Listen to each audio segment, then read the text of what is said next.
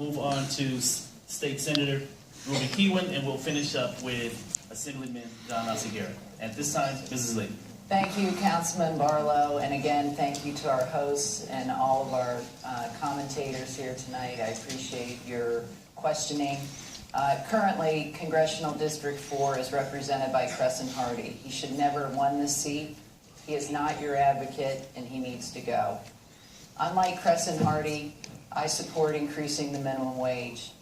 Unlike Crescent Hardy, I support Obamacare.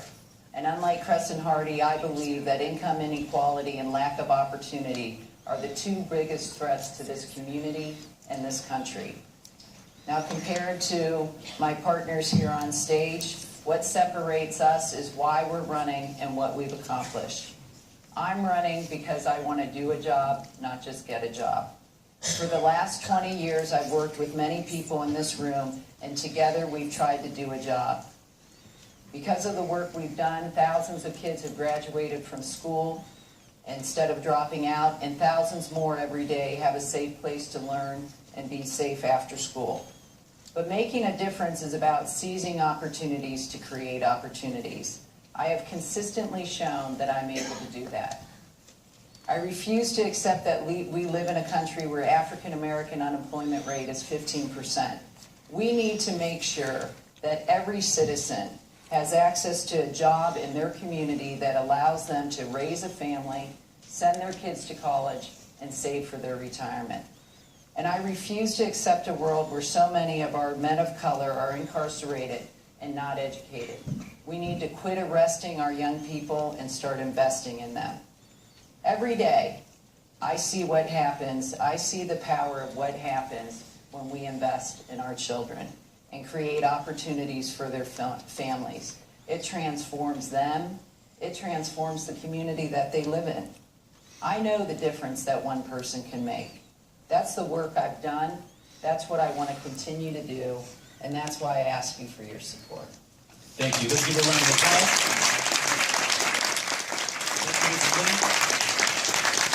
Senator Keywen, 2 minutes. Thank you, Councilman. Thank you, Bed, the entire Black Caucus, the Ministers Alliance, NAACP, and thank you all for being here tonight. You know, I came to this country when I was 8 years old with nothing. My family came here, we didn't have connections, we didn't have a nice home to stay. We actually stayed in a one-bedroom apartment, sleeping on the ground. My father struggled to make ends meet as a farm worker. My mother worked as a housekeeper, to this day still working. Precisely at this moment, she's working at the MGM. You know, I'm running for Congress because this country afforded me opportunities that no other country would. Today, that 8-year-old kid is now a sitting state senator, the first immigrant elected in Nevada history, and now a legitimate candidate for United States Congress. That, my friends, is the American dream. That's the American dream that I've been fighting for. That's the American dream that I'm going to continue fighting for.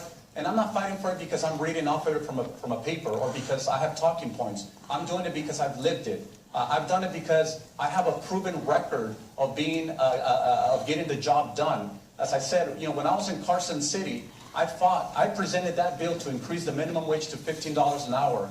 I fought for equal pay for women. I co-sponsored that bill. And I made sure that students in our minority communities had access to college and to higher education. So while there's going to be candidates who are going to talk about great ideas, I have done it already. And you know what? At the end of the day, we have a congressman today that does not represent us. He is part of that wealthy and elite club. And let me tell you, the last thing that Washington, D.C. needs today is more wealthy and elite and more people who are going to be rigging the system against people like you and I. So hopefully, I'm here to ask for your vote, and hopefully I can earn your support. Thank you so much.